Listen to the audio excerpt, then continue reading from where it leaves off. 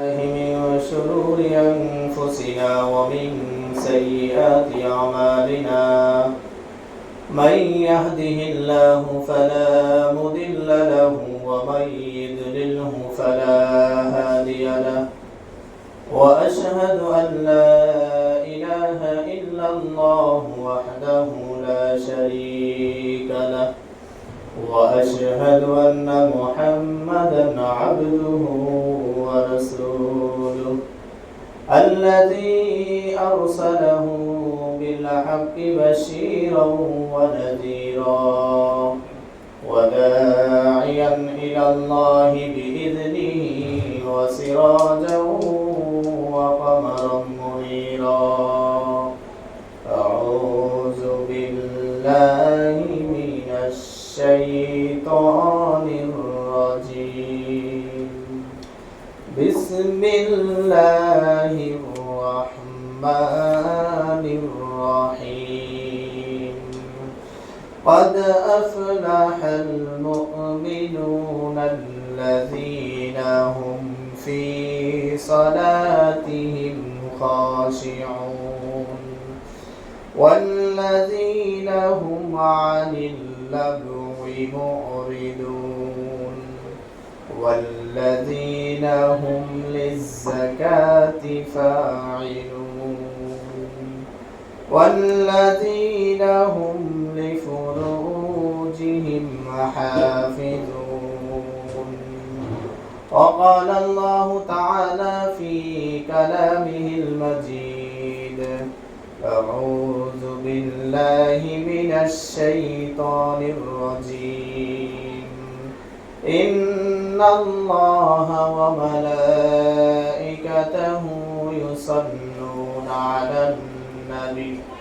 يا أيها الذين آمنوا صلوا عليه وسلموا تسليما اللهم صل على سيدنا مولانا محمد وعلى آل سيدنا مولانا محمد اللهم صل على سيدنا مولانا محمد وعلى آل سيدنا مولانا محمد رب मेरे दिखा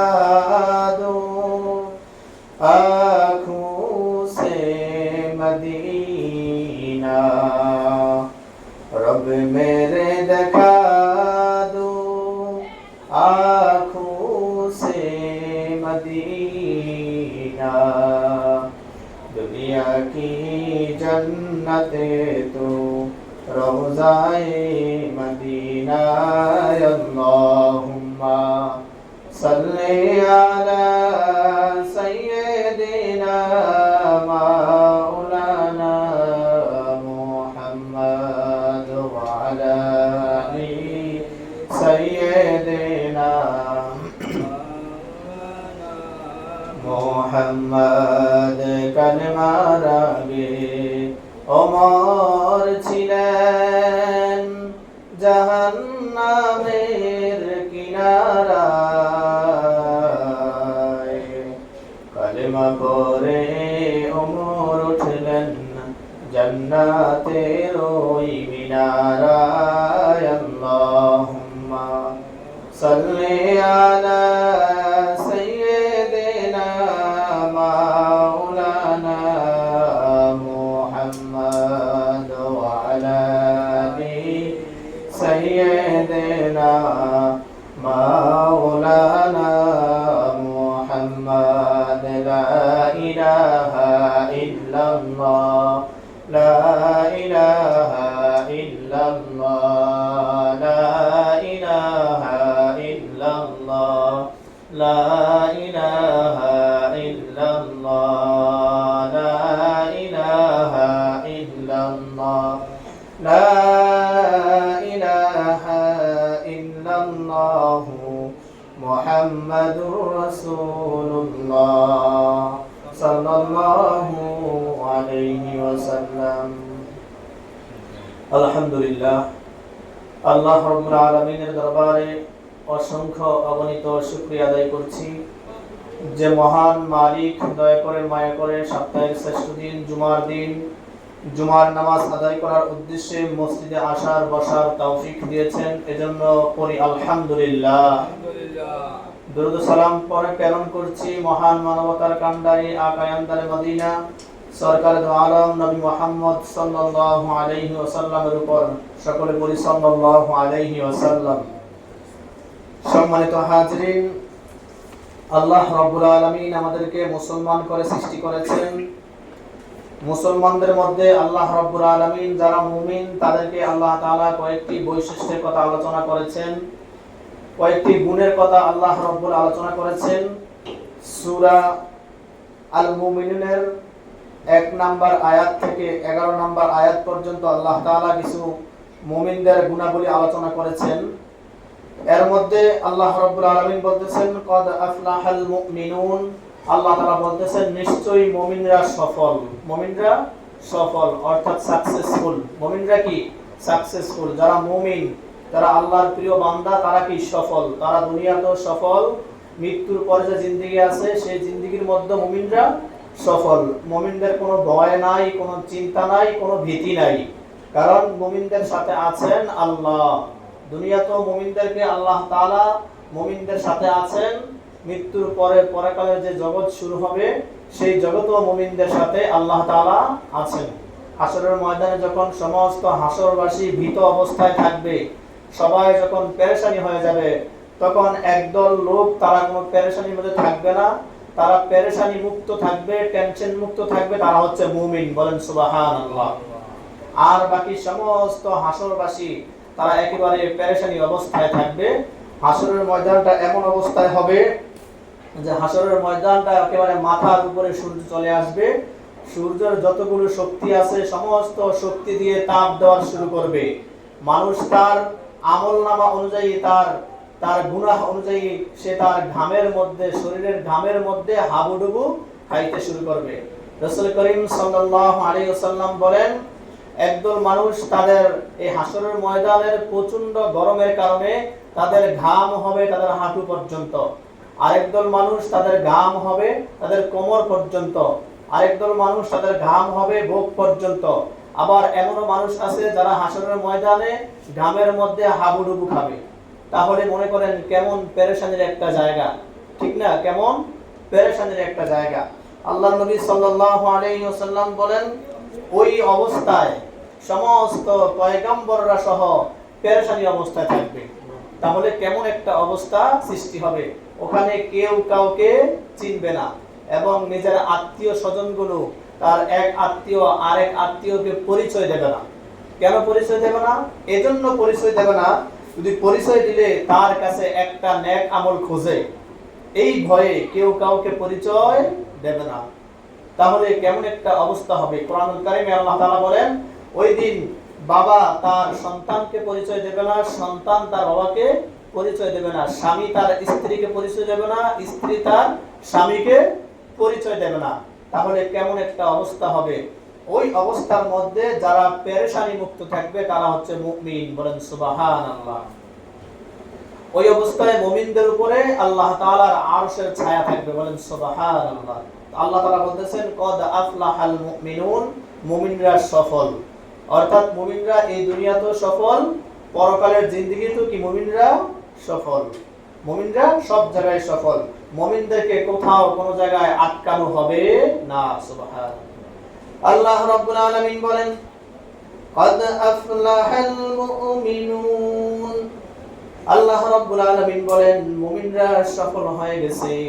যারা আমার প্রিয় বান্দা, যারা আমার খাঁটি বান্দা, তারা সফল হয়ে গেছে। তারা এই জগতে সফল হয়ে গেছে। আবার মৃত্যুর পরে যে জিন্দেগি আসবে সেই জিন্দেগির মধ্যে মুমিনরা সফল হয়ে গেছে। মুমিনদেরকে কেউ আটকাতে পারবে না, কোথাও মুমিনরা আটকাবে না। কবরের সওয়াল জবাবের মধ্যে মুমিনরা আটকাবে না, মিজানের পাল্লার মধ্যে মুমিনরা আটকাবে না। আবার যখন ফুলসিরাতের ব্রিজ ফুলসিরাতুল পুল পার হবে, ওই পুলের মধ্যে মুমিনরা আটকাবে না। একেবারে মুমিনদেরকে আল্লাহ রাব্বুল আলামিনের ঘোষণা অনুযায়ী মুমিনদেরকে আল্লাহ তাআলা জান্নাতের মধ্যে প্রবেশ করিয়ে দিবেন। বলেন সুবহানাল্লাহ। কবরে রাখার পর ফেরেশতা আসে কিনা? আসে। আয়েশা প্রশ্ন করে, মার রব্বুকা, তোমার রব কে? ওমা দীনুকা, তোমার দিন কি? তারপর তোমার রাসূলকে প্রশ্নগুলো করে। যখন মুমিনকে এই প্রশ্ন করবে, মার রব্বুকা, তোমার রব কে, মুমিনের পক্ষ থেকে উত্তর চলে আসবে, তার কোনো প্রশ্ন হবে না, কারণ তার গোটা জিন্দেগি সে তার রবের আনুগত্য করে পার করেছে। বলেন সুবহানাল্লাহ। সে বলবে রব্বি আল্লাহ, আমার রব আল্লাহ।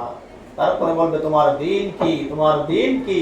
তাকে বলা হবে দিনের ব্যাপারে আমার প্রশ্ন করছো, অথচ এই দিনের জন্য আমার জীবন শেষ করছি। আমার দিন কি? দিনিয়া ইসলাম। সুবহানাল্লাহ। তারপরে প্রশ্ন করা হবে আল্লাহর নবী সাল্লাল্লাহু আলাইহি ওয়াসাল্লামকে, আল্লাহর নবীর একটা ছবির সামনে এনে প্রশ্ন করা হবে, এই ব্যক্তিকে তুমি চিনো কিনা? মুমিন বলবে এই ব্যক্তি হচ্ছে আমার রাসূল মুহাম্মদ সাল্লাল্লাহু আলাইহি ওয়াসাল্লাম। সুবহানাল্লাহ। তাহলে মুমিন কি বলবে? এই ব্যক্তি আমার রাসূল মুহাম্মদ সাল্লাল্লাহু আলাইহি ওয়াসাল্লাম। অর্থাৎ মুমিনদের প্রশ্ন, মুমিনদের সওয়াল জবাব সহজ করে দিবেন কে? আল্লাহ। এজন্য আল্লাহ বলেন কদ আফলাহাল মুমিনুন, মুমিনরা সফল হয়ে গেছে। সুবহানাল্লাহ। রব্বুল আলামিন মুমিনদের কয়েকটি গুণাবলী আলোচনা করেছেন, কয়েকটি গুণাবলী বর্ণনা করেছেন। এই গুণাবলী যার ভিতরে থাকবে সে পরিপূর্ণ মুমিন হিসাবে গণ্য হবে। মুমিনদের মধ্যে এই গুণগুলো পরিপূর্ণ থাকবে। এর মধ্যে এক নম্বর হচ্ছে আল্লাযীনা হুম ফি সলাতিহিম খাশিউন। আল্লাহ তাআলা বলেন মুমিনরা যখন নামাজ পড়বে তাদের নামাজের মধ্যে সর্বোচ্চ মনোযোগ থাকবে। বলেন সুবহানাল্লাহ। মুমিনরা যখন নামাজ পড়বে তাদের নামাজের মধ্যে সর্বোচ্চ মনোযোগ থাকবে। তাদের নামাজের মধ্যে মন এদিক সেদিক ছুটাছুটি করবে না। যখন আজান হবে মুমিন বান্দা যারা আজান হওয়ার সঙ্গে সঙ্গে তারা আল্লাহর ডাকে সাড়া দিয়ে মসজিদে চলে আসবেন। সুবহানাল্লাহ। তারা পেরেশান হয়ে যাবে। মুমিনরা ফজরের নামাজ পড়লে যোহরের নামাজের জন্য মুমিনের অন্তর অপেক্ষা থাকে যে যোহরের আজানটা কখন দেবে। যোহরের নামাজ পড়লে আবার আসরের দিকে খেয়াল থাকে আসরের আজান কখন দিবে। এভাবে 5 ওয়াক্ত নামাজের দিকে খেয়াল থাকবে যাদের, তারাই হচ্ছে মুমিন। বলেন সুবহানাল্লাহ। এজন্য নামাজ অত্যন্ত গুরুত্বপূর্ণ একটা ইবাদত। ঈমান আনার পর সর্বপ্রথম যে ইবাদতটা করতে হয় ওটাই হচ্ছে নামাজ। সুবহানাল্লাহ। ওটাই কি? নামাজ। নামাজ ছাড়া একটা বান্দাও পার পাবে না।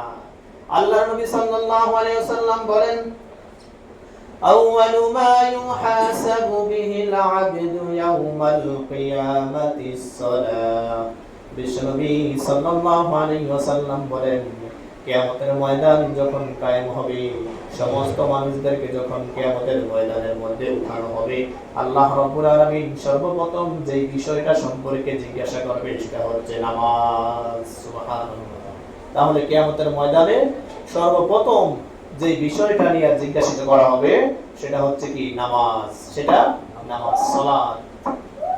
নামাজ পড়লে কিয়ামতের ময়দানে তার প্রশ্ন সহজ হয়ে যাবে। আর নামাজ যদি ঠিক না থাকে তাহলে কি কিয়ামতের ময়দানে প্রশ্ন কি কঠিন হয়ে যাবে, আটকে যাবে। কারণ সর্বপ্রথম হিসাব হবে তোমাকে যে তোমার উপরে নামাজ ফরজ করেছিলাম তুমি সেই নামাজ কিভাবে আদায় করেছো, নামাজ কিভাবে আদায় করেছো। ওই দিন অনেক ব্যক্তি তাদেরকে নামাজি বলে দাবি করবে, অনেক ব্যক্তি তাদেরকে নামাজি বলে দাবি করবে, বলবে রব্বুল আলামিন আমরা নামাজি ছিলাম, আমরা নামাজ পড়তাম। আল্লাহ রব্বুল আলামিন বলবেন যদি নামাজ পড়ে থাকো তাহলে তোমরা আজকে এই কিয়ামতের ময়দানে আমাকে নামাজ পড়ে দেখাও। কি পড়ে দেখাও? নামাজ পড়ে দেখাও। তারা যখন রুকু করবে রুকু করতে পারবে না, কারণ রুকু করতে গেলে বাঁকা হতে হয়, তারা বাঁকা হতে পারবে না। আল্লাহ রাব্বুল আলামিন বলবেন আমাকে সিজদা করে দেখাও, তারা সিজদা করতে পারবে না। এজন্য পারবে না তারা দুনিয়ার জমিনে নামাজের মধ্যে মনোযোগী ছিলেন না। তারা নামাজ পড়তো ঠিক কিন্তু নামাজের মধ্যে মনোযোগ ছিল না। তারা কি রুকু করতে পারবে না, সিজদা করতে পারবে না, কারণ দুনিয়াতে তো নামাজ পড়ছে কোন রকম, কি করছে কোন রকম পড়ছে, নামাজের মধ্যে মনোযোগ ছিল না। এজন্য নামাজের মধ্যে সর্বোচ্চ মনোযোগ দেওয়া চাই। আমরা যখন নামাজে দাঁড়াই আমাদের মনোযোগ বিভিন্ন দিকে চলে যায়, ঠিক না? বিভিন্ন দিকে চলে যায় তো দূরের কথা, আমরা তো নামাজে পড়ি না, নামাজ পড়ি না, একবার এক ওয়াক্ত পড়লে আরেক ওয়াক্তের কোনো খোঁজ খবর থাকে না। এজন্য প্রিয় বন্ধুগণ আমার, বিশ্বনবী সাল্লাল্লাহু আলাইহি ওয়াসাল্লাম এত বেশি নামাজ পড়তেন, নামাজ পড়তে পড়তে আল্লাহর নবীর পায়ের গোছাগুলো একেবারে ফুলিয়া যাইত, এত বেশি নামাজ পড়তেন, পাগুলো কি ফুলে যেত। সামনে রমজান মাস আসতেছে, নামাজের মাস, ঠিক না? এই মাসে বেশি বেশি নামাজ পড়া হয়, তারাবির নামাজ, তাহাজ্জুদ নামাজ, তারপরে যে ইবাদতটা করা হয় সেটাই কি 170। একটা নেক আমল করলে আল্লাহ তাআলা বান্দাকে 70টা নেক আমল করার সওয়াব দিয়ে দেন, বলেন সুবহানাল্লাহ। সেটা কোন মাস? রমজান মাস। তাহলে রমজান মাসের এত দাম, এত ফজিলত আছে না নাই? আছে। যদি কোনো ব্যক্তি রমজান পায়, তাহলে রমজানের মধ্যে একটা রাত্র আছে লাইলাতুল কদর, ওই লাইলাতুল কদর যদি কোনো ব্যক্তি পায়, ওই এক রাতের বিনিময়ে আল্লাহ তাআলা তার আমলনামায় 82 বছর অর্থাৎ 1000 মাসের নেক আমল করার সওয়াব দেবে। 82 বছর 4 মাস ইবাদত করলে যে সওয়াব হইতো, ওরকম সওয়াব আল্লাহ তাআলা এক রাতে দিয়ে দিবেন, সুবহানাল্লাহ। তাহলে সামনে যে রমজান মাস আসতেছে, এই রমজান মাসে বেশি বেশি নামাজ পড়তে হবে কিনা? হবে, কারণ নামাজ ছাড়া মুমিনের আর কোনো উপায় নাই। আল্লাহর নবী সাল্লাল্লাহু আলাইহি ওয়াসাল্লাম যখন মেরাজ করে আসলেন, মেরাজ করে আসার সময় আল্লাহর নবী আল্লাহ জিজ্ঞাসা করে, আল্লাহ আমি তো আপনার সাক্ষাৎ করছি, আপনার মেরাজ করছি, আমার বান্দা আপনার সাক্ষাৎ কি পাইবে? প্রশ্ন করছে। আল্লাহ তাআলা বলতেছে, তোমার বান্দা এই নামাজগুলো যদি ঠিকমতো আদায় করে, ঠিকঠাক মতো আদায় করে, তাহলে তোমার বান্দা ডেইলি 5 বার আমার মেরাজ করবে, বলেন সুবহানাল্লাহ। তাহলে নামাজের দ্বারা কি হয়? মেরাজ হয়, নামাজের দ্বারা মেরাজ হয়। এজন্য নামাজ মনোযোগ সহকারে পড়তে হবে। মুমিনদের 1 নাম্বার গুণ, মুমিনরা তাদের নামাজের মধ্যে মনোযোগী হয়, মুমিনরা তাদের নামাজের মধ্যে মনোযোগী হয়, এটা হচ্ছে মুমিনদের গুণ। তাহলে নামাজে মনোযোগ আনতে হবে কিনা? হবে।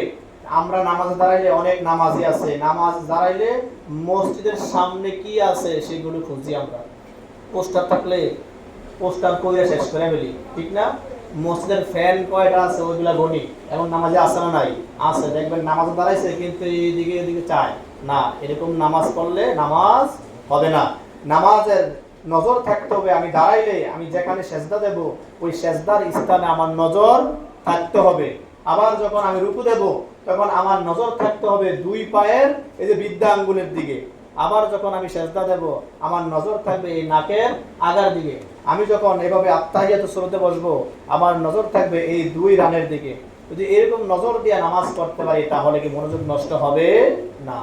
এজন্য মুমিনদের 1 নাম্বার গুণ হচ্ছে মুমিনরা তাদের নামাজে মনোযোগী হবে, মনোযোগ হারাবে না।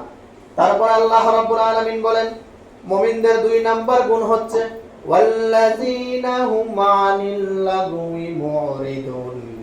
মুমিন হচ্ছে তারা যারা অযথা বাজে কথা বলে না, অযথা বাজে কথা বলে না, অর্থাৎ বাজে কথা যারা বলে না তারা হচ্ছে মুমিন, বলেন সুবহানাল্লাহ। বাজে কথা সমাজে আছে না নাই?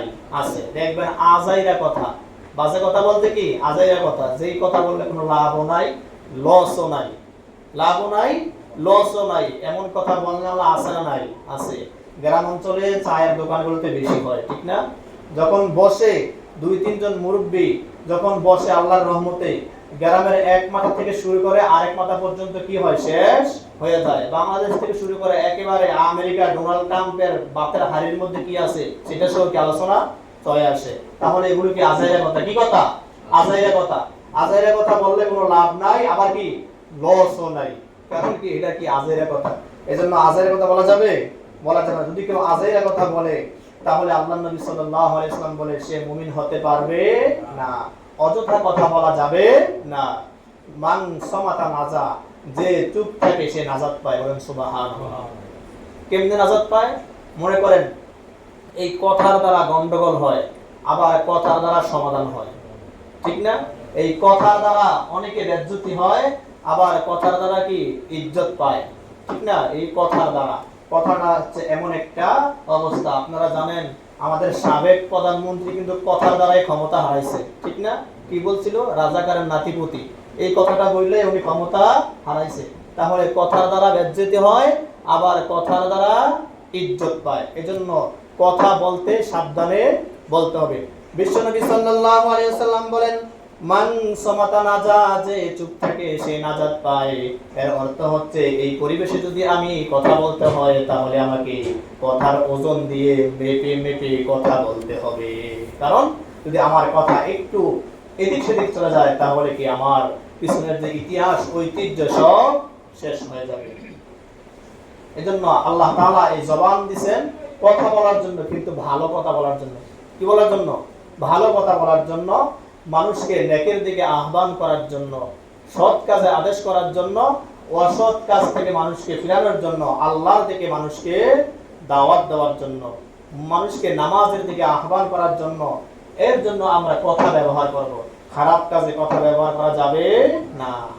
আমরা তো গীবত করি, আমাদের যে বাজে কথা হয় এর মধ্যে সবচেয়ে টপ লেভেলে থাকে গীবত।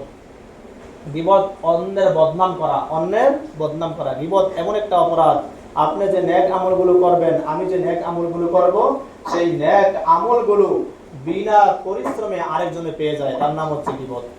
মনে করেন আপনার নামে কেউ বদনাম করতেছে, আপনার যা গুনাহগুলো আছে সব গুনাহগুলো তার আমলনামায় চলে যাবে, আর তার আমলগুলো আপনার আমলনামায় চলে আসবে।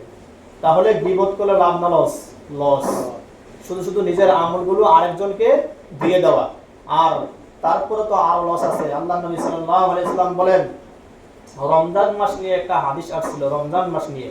রমজানে রোজা রেখে এক মহিলা সে ভূমি করলো, তার মৃত্যু অবস্থা, এমন অবস্থা একেবারে মৃত্যু সজ্জায় শায়িত। আল্লাহর নবীর কাছে আসলো, ইয়া রাসূলুল্লাহ, এই মহিলা তো রোজা রেখে অবস্থা শেষ, সে এখন মারা যাবে। বিশ্বনবী সাল্লাল্লাহু আলাইহি ওয়াসাল্লাম বলেন, তার সামনে একটা পেয়ালা নিয়ে ধরো আর তাকে ভূমি করাও। কি করাও? ভূমি করাও। ভূমি করাইছে, তার ভূমির সাথে একেবারে তাজা মাংসের টুকরা বারিশ। সাহাবারা আল্লাহর নবী সাল্লাল্লাহু আলাইহি ওয়াসাল্লামের কাছে গেলেন, ইয়া রাসূলুল্লাহ, ইয়া হাবিবাল্লাহ, এই মহিলা ভূমি করার পর তো তার পেটের ভিতর থেকে তাজা মাংসের টুকরা বের হইছে। আল্লাহর নবী বলেন, এই মহিলা রোজা রাখা অবস্থায় আরেকজনের গীবত করছে। কি করছে? গীবত করছে। হাদিস শরীফের মধ্যে আসছে, কোন ব্যক্তি যদি গীবত করে সে যেন তার জীবিত ভাইয়ের মাংস খায়। নাউজুবিল্লাহ করেন। অর্থাৎ জীবিত ভাইয়ের মাংস খাইলো যে গীবত করলো। এজন্য গীবত করা যাবে? যাবে না। গীবত করা যাবে না। গীবত করলে ধ্বংস আসে। কি আসে? ধ্বংস আসে। আল্লাহ তাআলা বলেন, ওয়াইলুল লিকুল্লি হুমাযাতিল লুমাযা, ধ্বংস হোক ওই ব্যক্তি। আল্লাহ তাআলা ধ্বংসের বদদুয়া দেয়, ধ্বংস হোক ওই ব্যক্তি যে সামনে এবং পিছনে মানুষের বদনাম করে। বলেন নাউজুবিল্লাহ।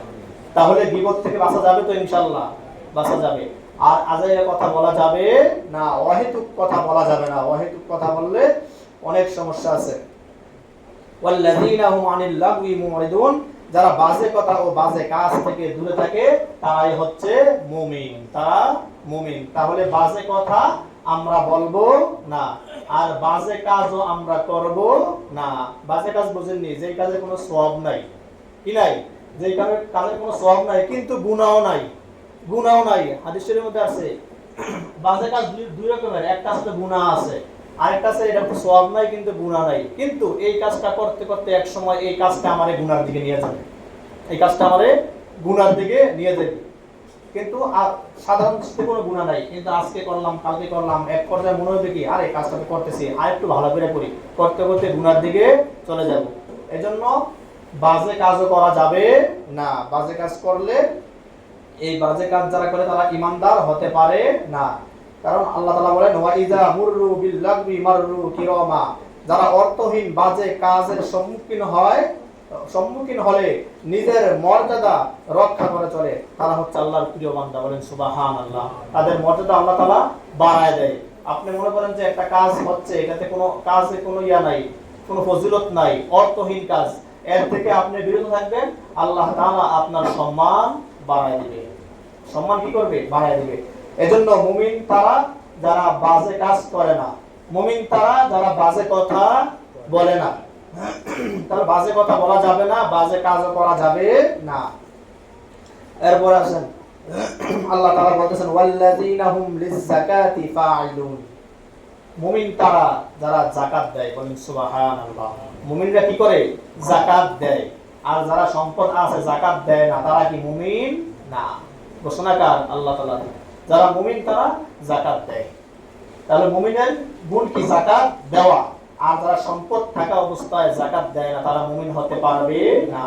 হাদিস শরীফের মধ্যে আছে কাল কিয়ামতের ময়দানে ওই সম্পদওয়ালার সম্পদগুলো, যত সম্পদ আছে সবগুলোকে বিষাক্ত একটা সাপ বানাইয়া ওই সম্পদওয়ালার গলার মধ্যে পেঁচিয়ে দিবে, বলেন নাউজুবিল্লাহ। আর ওই সাপ তাকে দংশন করতে থাকবে। এটা আসলে সাপ না, এটা তার এই সম্পদ। যাকাত অর্থ হচ্ছে পবিত্র হওয়া। কি হওয়া? পবিত্র হওয়া, মুক্ত হওয়া, দায় মুক্ত হওয়া। এখন যদি যাকাত অর্থ পবিত্র হওয়া হয় তাহলে বোঝা যায় কি এই যাকাতের যে সম্পদটা, এটা আপনার আমার সম্পদের মধ্যে একটা সম্পদ থাকে, এটা অপবিত্র। সুতরাং এটাকে সম্পদ পবিত্র করতে হলে এই আপনার আমার সম্পদ থেকে যাকাতের অংশটা আলাদা করে বের করে দিতে হবে, না হলে গোটা সম্পদগুলো কি অপবিত্র থেকে যাবে, অপবিত্র থেকে থাকবে। এজন্য যাকাত দেয় কারা? যারা মুমিন। যারা মুমিন, মুমিনের আরেকটা গুণ তারা যাকাত দিবে। আমরা তো যাকাত দিলে মনে করি যে সম্পদ কমে যায়, সম্পদ কমে যায়, কিন্তু না, সম্পদ কমে না, যাকাত দিলে সম্পদ বাড়ে। আল্লাহর নবী সাল্লাল্লাহু আলাইহি ওয়াসাল্লামের কাছে একজন মক্কার বেদুইন সাহাবী আসলেন, এসে বললেন ইয়া রাসূলুল্লাহ, ইয়া হাবিবাল্লাহ, মদিনার রাষ্ট্র থেকে আমাকে কিছু যাকাতের ব্যবস্থা করে দেন না, আমি চলতে অসুবিধা হয়। বিশ্বনবী সাল্লাল্লাহু আলাইহি ওয়াসাল্লাম তাকে কিছু সম্পদের ব্যবস্থা করে দিলেন আর বললেন এই সম্পদ নিয়ে যাও, এই দিয়া তুমি ব্যবসা বাণিজ্য করো, সাবধান সামনের বছর থেকে তুমি যেন আর যাকাত না খাইতে হয়। এরকম একটা সম্পদ দিয়ে দিলেন, একটা পরিমাণ মতো সম্পদ দিয়ে দিলেন যেন সে এটা দিয়ে কিছু কইরা খেতে পারে। আর আমরা যাকাত দিই কি? একটা লুঙ্গি, একটা গামছা, একটা সিরা কাপড়, 150 টাকা। আমরা তো যাকাত দিই এমনি, কিন্তু আল্লাহর নবীর হাদিস, যাকাত দিবেন একটা লোককে পরিপূর্ণ দিয়ে দিবেন, সে যেন এই সম্পদটা দিয়ে কিছু কইরা খেতে পারে, কিছু কইরা খেতে পারে, সে যেন একটা ব্যবসা করতে পারে, সে যেন স্বাবলম্বী হতে পারে। যাকাত দেওয়ার অর্থই হচ্ছে এই যাকাত ব্যবস্থা চালু থাকবে, এর দ্বারা মুসলিম রাষ্ট্রগুলো স্বাবলম্বী হয়ে যাবে। এইটাই হচ্ছে যাকাতের উদ্দেশ্য। আর আমরা যাকাত দেই কি? ক্যামেরা আনি, সাংবাদিক আনি, অমুক সাহেব, গাজী সাহেব, হাজী সাহেব যাকাত দিচ্ছেন, এরকম করে। আবার আগে আগে অ্যাড দিয়ে দেই, মোল্লাবাড়িতে অমুক দিন 17 রমজান যাকাত দেওয়া হবে। কি করে অ্যাড দিয়ে দেই? এই যাকাত আদায় হবে না, এটা লোক দেখানো। লোক দেখানো কখনো ইবাদত, এটা জীবনে কবুল হবে না। এজন্য যাকাত এভাবে দেওয়া যাবে না। বিশ্বনবী সাল্লাল্লাহু আলাইহি ওয়াসাল্লাম ওই সাহাবীকে যথেষ্ট পরিমাণ একটা সম্পদ যাকাতের অর্থ দিয়ে দিলেন। প্রত্যেকে বাইতুল মাল থেকে। মুসলিম রাষ্ট্রের বিধান হচ্ছে গোটা রাষ্ট্রের যত যাকাত আছে সবগুলো একসাথে হিসাব করে তারা এক জায়গায় জমা করত। আমাদের দেশে এরকম পরিবেশ নাই বিধায় আমরা জমাও করতে পারি না। এরকম যারা ইসলামিক খেলাফা আছে, ইসলামী রাষ্ট্রগুলো, তাদের এরকম কালেক্টর আছে। যাকাত প্রত্যেক বছর যাকাতের সময় হইলে তারা যারা বড় লোক আছে, লিস্ট আছে, সবার কাছে চলে যাবে, তার সম্পদের যা হিসাব করবে, রাষ্ট্রীয়ভাবে হিসাব করবে, তার সম্পদ কি আছে, টাকা পয়সা কি আছে, স্বর্ণরূপা কি আছে, সবগুলো হিসাব করে একত্রিত করে যাকাত হিসাব বের করে দিবে। এবার বলেন আপনার সব সম্পদ একসাথে আনেন, আনার পরে যেইটা যাকাতের অংশ আছে সেটা তারা নিয়ে আসে, আইসা ওই ইসলামিক খেলাফার যে ইয়া আছে, বাইতুল মাল আছে, ওখানে জমা দিয়ে দেয়। ওখান থেকে সারা দেশে ছড়ায় যায়। এটা মূলত সিস্টেম। কিন্তু আমাদের এমন সিস্টেম নাই বিধায় আমরা লুঙ্গি, তেনা, সিরা এগুলো দিয়ে আমরা যাকাত দেই, যার কারণে বাংলাদেশের 100 থেকে 90 জন মানুষের যাকাত কি আদায় হয় না, যাকাত আদায় হয় না। 1 কোটি টাকার মালিক যাকাত হিসাব করলে 25 লক্ষ টাকা আসে। মাগো মা, 25 লাখ টাকা যাকাত দিয়ে দেবো, এটা সম্ভব? এটা কি সম্ভব? এবার পরিদারা সিরা কি শেষ হয়ে যায়, কিন্তু এই 25 লাখ টাকায় আপনার আমার এই গলার মধ্যে কি সাপ হয়ে পেঁচায়। বিশ্বনবী সাল্লাল্লাহু আলাইহি ওয়াসাল্লাম ওই সাহাবীকে যাকাতের একটা অংশ দিয়ে দিলেন আর বললেন এই যাকাতের অংশটা নিয়ে যাও, এর দ্বারা তুমি ব্যবসা করো, ব্যবসা বাণিজ্য করে তুমি স্বাবলম্বী হয়ে যাও। ওই সাহাবী যাকাতের অংশ নিয়ে ব্যবসা শুরু করলেন। তারপরে সামনের বছর যখন আবার যাকাতের হিসাব চললো, ওই সাহাবী বিশাল একটা উটের পিঠের মধ্যে 1 ওট বুঝাই করা সম্পদ নিয়ে আসছে। আল্লাহ নবী বলেন এই সম্পদ করতে আনছো? ইয়া রাসূলুল্লাহ, আপনি আমারে বলছিলেন না ব্যবসা করার জন্য যাকাতের একটা অংশ দিবেন, আমি ব্যবসা করছি, এখন হিসাব করে দেখি বছর শেষ না হইতে আমিও যাকাত দেওয়ার মালিক হয়ে গেছি। বলেন সুবহানাল্লাহ। তাহলে এটাই হচ্ছে যাকাতের সিস্টেম। যাকাত যা আসে এগুলো সবাইরে গণহারে না দিয়া যারা যাকাত পায় তাদের থেকে বাছাই করে করে 2-3 জনকে ভাগ করে দিয়ে দিবেন।